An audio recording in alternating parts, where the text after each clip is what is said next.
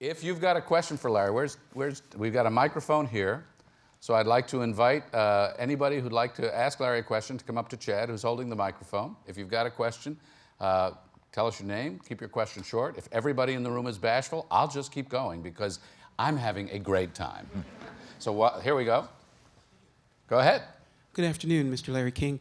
I had the pleasure of meeting you and your lovely wife, Sean Southwick King, at the last Cardiac Awards Gala. One of my questions was, why do you serve donuts at that event?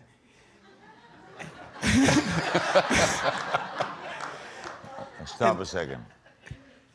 Are you okay, sir? I'm asking this because, do we serve donuts? We did once. Oh, you went to the one time we served donuts. At a cardiac dinner, we shouldn't serve donuts. Also, when you think about it, donuts is a weird dinner item. I've been to many dinners I've never seen, and the entree tonight is donuts. But we may have served them as a dessert. It's a mistake if we did. The gentleman. Hi, I'm Corb O'Connor. I'm a senior here in the School of Media and Public Affairs. My question for you is about the part of your show that we never see. On the commercial breaks, or before your show, what are you asking guests, or what are you talking about? Well, that's a very good question. The one thing you don't talk about is what you're going to talk about on the air. So you talk about anything but what you're going to talk about on the air, because you want the air to be fresh. You want what occurs on the air to be new. So you'll talk about weather, baseball, anything that is diverted from the subject at hand. But if they come back to you, because they're in the middle of making a point, you say, wait, got to take a break, I'll be right back. I'll say hold it. And they'll say, but Larry, Larry, you're all wrong about that. I'll say hold it. Hi, Mr. King. I'm Harris Davidson. I'm a sophomore at GW. I was wondering if there's one thing that you could go back and change or do something over again in your career, what would it be and why? Well, career, I wouldn't. I was happy. I'm glad. There's some things that you don't move. I'm glad I didn't leave CNN. There was almost a time I did. And Ted Turner kept me, and I write about it in my book as it was I'm glad I stayed. But I could have left. I could have gone to King World. I could have gone to ABC, followed Nightline. When Ted Koppel was there, we had this break in the contract, but we were going to take one or the other, and then Ted called me from, I was in LA and he was in Atlanta, and he got me on the phone. He said, just say goodbye.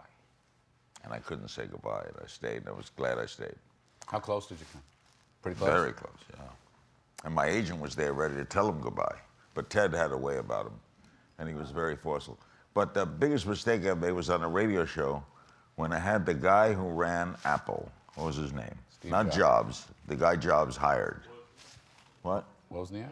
No. Scully. What's his first name?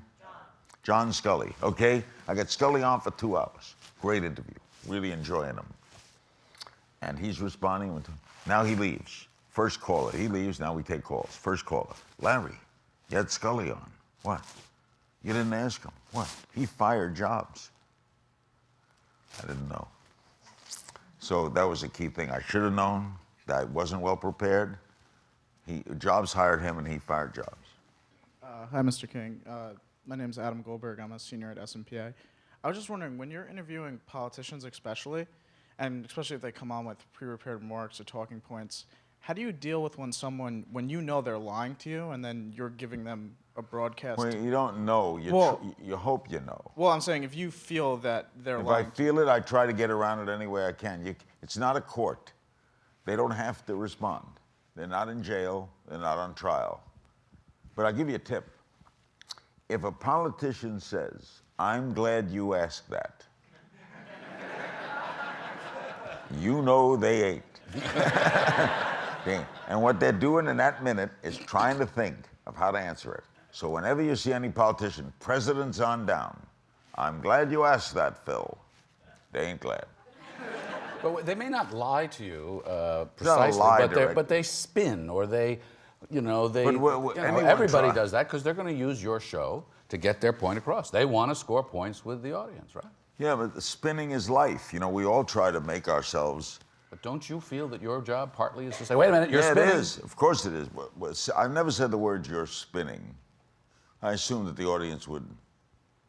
Well, anytime there's a debate and the the staff comes on for the debaters.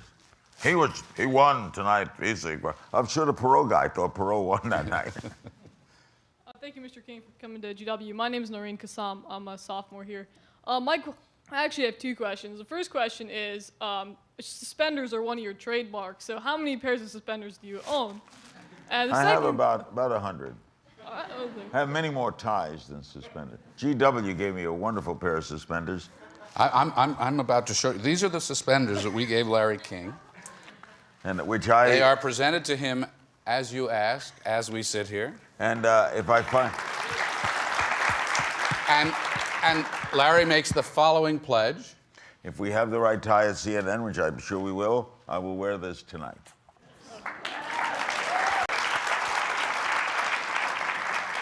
Got time for one more. Hi, Mr. King. My name's Justin Goldberg. Don't be so excited. Oh, wait, you said your name is Goldberg? Yes. In my tribe, honest. Just another day until we make $1 somewhere. Okay. I'm a senior here at GW, and my question for you is, do you find it hard in this age of like confrontation journalism to not be like, let's say, a Tim Russer per se, that'll really be persistent in the follow-up? Do you find you elicit more information from? You know, everybody has their own style. My favorite all-time interviewer was Mike Wallace. I love Mike as a person. I love him as an interviewer. He did me for 60 Minutes. He said he was so nice to me, he was going to kill the next 3 people he did. I went to see Mike in New York a month ago. I went to his apartment. I say he's 92 now.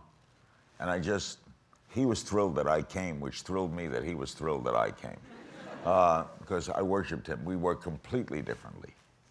I'm not that. Mike liked gotcha. Mike liked the guy on the street when he's coming out of the house. Did you do that? You know, that's Mike's style. Everyone has a style. Of those who do that style, Russet was a terrific political interviewer. He wasn't that good when he did a television show that wasn't Meet the Press, and he would interview like film stars. He wasn't that good. He wasn't good at variety. He was very good in political interviewing. Tim was excellent. He made Meet the Press a better show. But Mike Wallace was my favorite. But you have to do your own stuff. I would not be comfortable doing that. And as I said earlier, the only key to this is there's no secret. You got to be yourself, and that's myself.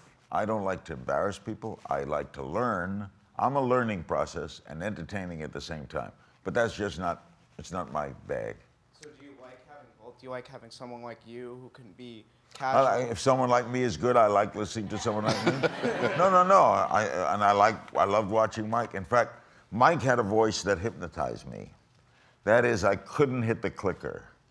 When I would watch biography, if he was narrating biography, he was a great narrator. You know, it always thrills me that young people might look at me and say, boy, I can't shut you off. I love the way you sound. That's what I have for Mike. But the whole business is subjective.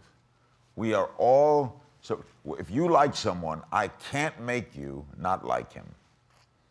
If you like someone, I can't make you not like that someone.